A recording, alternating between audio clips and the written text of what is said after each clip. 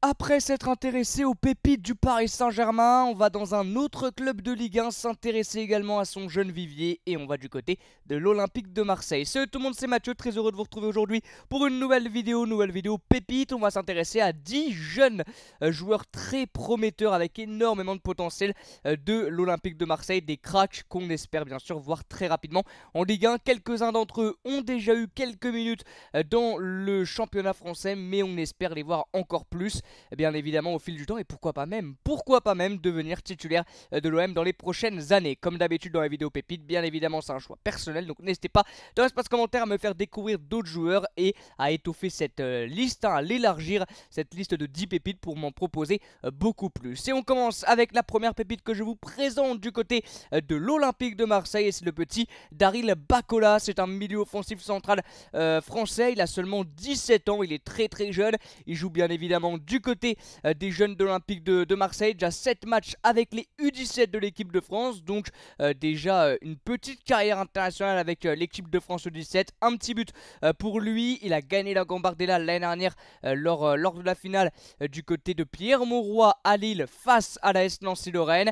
Il a inscrit 5 buts l'année dernière en championnat. Alors au niveau de son style de jeu, c'est un milieu offensif, donc un numéro 10, assez technique, très bon entre les lignes, c'est un joueur assez mobile, qui est polyvalent, il peut jouer donc en numéro 10 et sur les côtés, il est assez percutant, il est assez bon techniquement, donc il peut jouer sans aucun souci sur les côtés à droite et à gauche, il est capable facilement de prendre la profondeur, il a déjà joué avec la nationale 3 de l'Olympique de Marseille, donc avec l'équipe réserve de l'OM, cette année avec un petit but déjà pour lui, mais c'est surtout avec les U19 qui joue, il est surtout avec les U19, mais petit à petit je pense qu'on va le voir de plus en plus avec la nationale 3. Bon, pour le voir avec la Ligue 1 ça m'étonnerait cette année, pourquoi pas dans le groupe en Coupe de France contre Saint-Etienne, je sais pas, en tout cas en Ligue 1 ça me paraît compliqué, mais pourquoi pas l'année prochaine.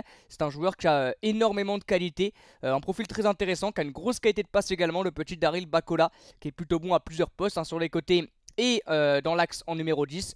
Donc profil intéressant et surtout profil à suivre du côté de l'OM. Le deuxième joueur, c'est le petit Enzo Sternal. Alors lui, par contre, je pense qu'on va le voir en Ligue 1 dans les prochaines années. Peut-être même cette année, on l'a déjà vu en début de saison. Il est rentré en jeu notamment contre le Stade Brestois. Il a joué 22 minutes en tout cette année en Ligue 1. 2 matchs de Ligue 1 pour Enzo Sternal en sortie du banc bien évidemment.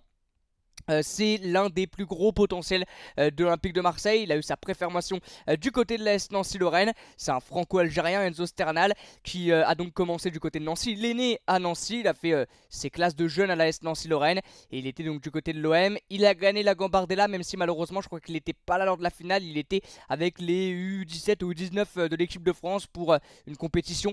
Donc je crois qu'il n'était pas là lors de la finale de la Gambardella, mais il fait bien évidemment partie de l'équipe qui l'a remporté. Cette Coupe Gambardella, il est déjà à 1,5 million sur Transfermarkt, donc c'est pas mal à 17 ans.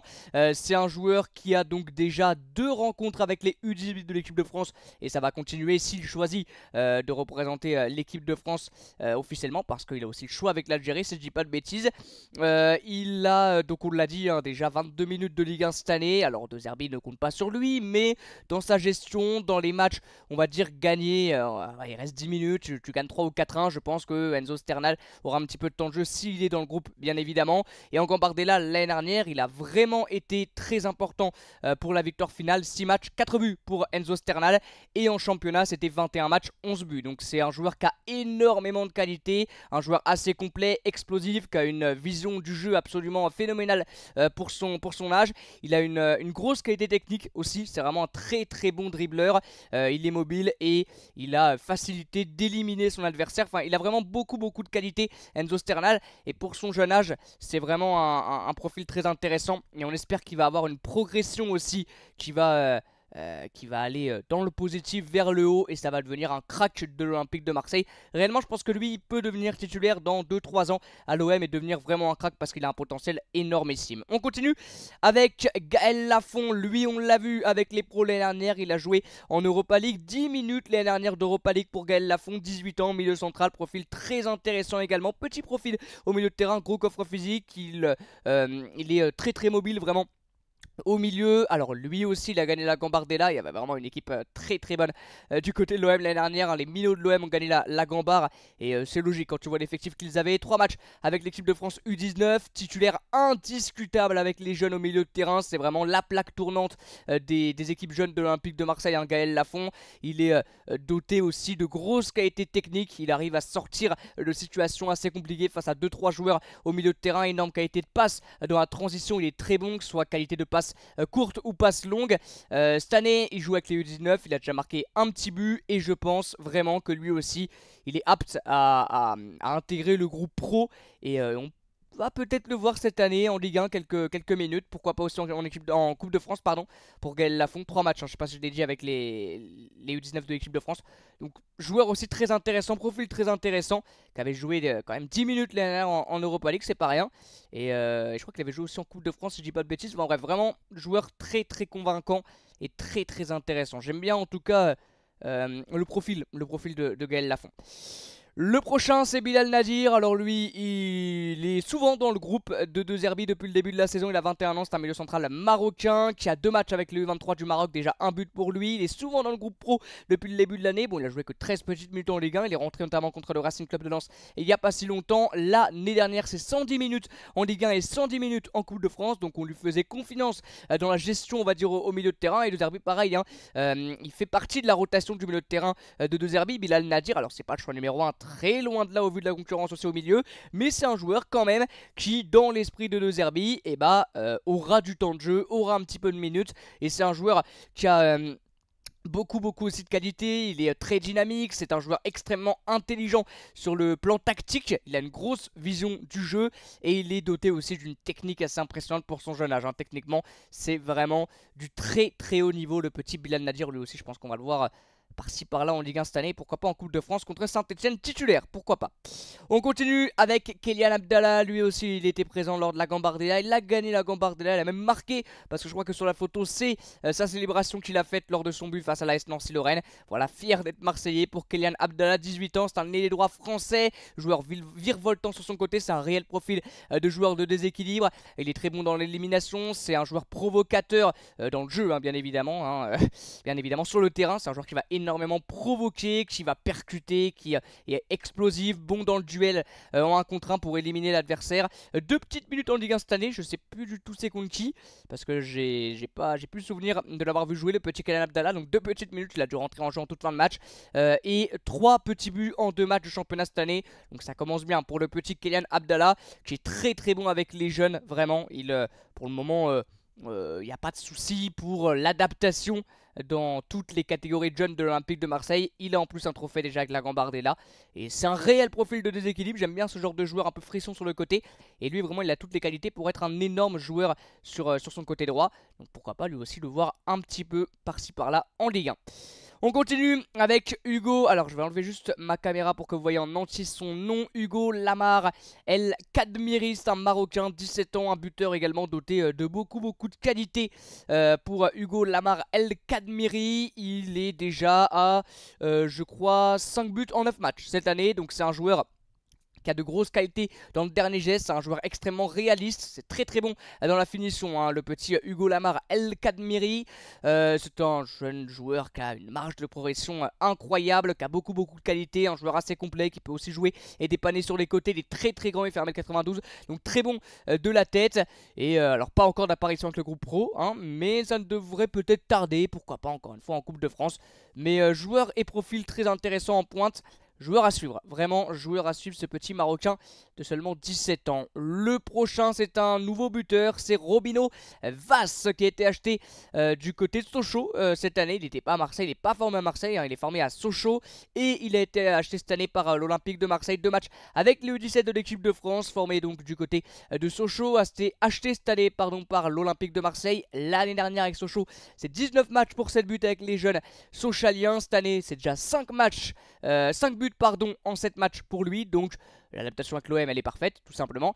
Il est très mobile hein, sur le front de l'attaque, c'est vraiment un joueur extrêmement polyvalent, pas de souci pour lui d'évoluer sur les côtés grâce à sa qualité de percussion, grâce à son explosivité, sa technicité aussi très intéressante. Il est très puissant, c'est un joueur extrêmement puissant, vraiment Robinho Vaz, donc pas de souci pour lui d'évoluer sur le côté. C'est un joueur vraiment indiscutable de l'équipe B, il joue en National 3, il joue pas avec le U19, il joue en National 3 et il est indiscutablement titulaire en N3 du côté de l'OM. Et c'est aussi un joueur qui est doté d'une énorme efficacité. Il rate très peu d'occasions. On va continuer, il nous en reste 3. L'avant-dernier, c'est Paolo Trigano, un défenseur central. Il fallait quand même mettre en avant un petit défenseur central qui est, qui a été le capitaine lors de la Gambardella remportée l'année dernière. Donc il était le capitaine de l'équipe qui a remporté la Gambardella l'année dernière du côté de l'Olympique de Marseille. Vous le voyez, c'est un profil extrêmement intéressant. Un défenseur central très grand et très solide, très costaud, très compact en défense centrale. Très bon relanceur aussi, il est assez propre, assez posé, assez rassurant quand il a le ballon pour transiter vers une situation offensive. Donc voilà, il a gagné la Gambardella, un petit trophée aussi à son actif. C'est un Français, défenseur central vraiment costaud et super bon dans le duel, hein, de la tête ou au sol. Il est vraiment très intéressant, le petit Paolo Trigano. J'avais envie de parler d'un défenseur central et lui m'a un peu tapé dans l'œil surtout. Alors bien évidemment, pour ceux qui ne le savent pas, je suis supporter de la AS Nancy-Lorraine, donc j'ai vu la finale. Alors je sais plus s'il avait joué, je vais pas vous dire n'importe quoi. En tout cas, il y avait des joueurs vraiment qui m'avaient tapé dans l'œil, notamment le petit Abdallah. Je crois qu'il avait fait un énorme match, il avait marqué. Il avait fait vraiment un très bon match contre la AS Nancy-Lorraine en Gambardella. Et je crois que Paolo Trigano avait joué aussi, ça me dit quelque chose. L'avant-dernier, c'est Milan Lecchese. Alors je sais pas du tout si je le dis bien, Milan Lecchese peut-être, on va dire Lecchese. C'est un milieu offensif central français qui a 16 ans et qui est tout simplement doté d'un potentiel complètement fou. On a un espoir en lui incroyable du côté de l'Olympique de Marseille. Il n'a que 16 ans et il fait déjà des choses absolument folles. Il vient de jouer son premier match je crois avec les U19 et déjà un but pour lui, pour le petit Milan Lecchese. C'est vraiment l'étoile montante de l'Olympique de Marseille. Il y a énormément d'espoirs qui sont mis en lui. Alors c'est un franco-italien si je dis pas de bêtises, et c'est vraiment l'un des plus grands talents de centre de formation de l'Olympique de Marseille. Il est au-dessus des autres techniquement, au-dessus des autres de son âge, hein, des gars qui ont 15, 16, 17 ans. Techniquement il est vraiment au-dessus des autres et il a des qualités assez rares pour un joueur de son âge. Réellement, lui aussi il a des exploits de précocité assez folles. Il est capable de marquer de n'importe où et c'est un joueur assez complet. Et j'ai cru lire aussi qu'il était extrêmement travailleur, donc il se repose pas sur ses acquis. C'est un joueur, il le sait qu'il est très bon parce qu'on lui dit depuis qu'il est tout petit, mais il se repose pas sur ses acquis. Il bosse et vraiment Milan Lecchese il a un potentiel réellement incroyable. Et le dernier que je voulais vous proposer, c'est le petit Rayman Daou. J'aime beaucoup aussi son profil, à ce petit milieu défensif central comorien de 20 ans. J'aime énormément son profil. 4 matchs déjà avec les Comores, avec l'équipe A du Comore.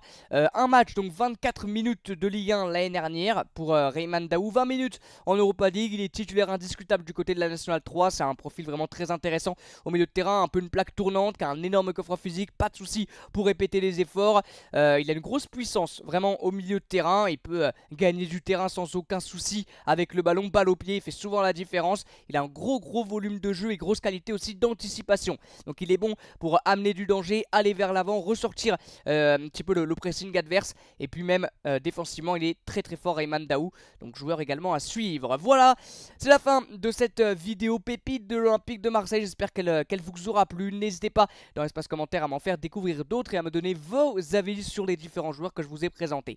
Merci beaucoup d'avoir suivi cette vidéo. Comme d'habitude, je vous dis à très bientôt pour de nouveaux lives et de nouvelles vidéos. A bientôt les amis et ciao!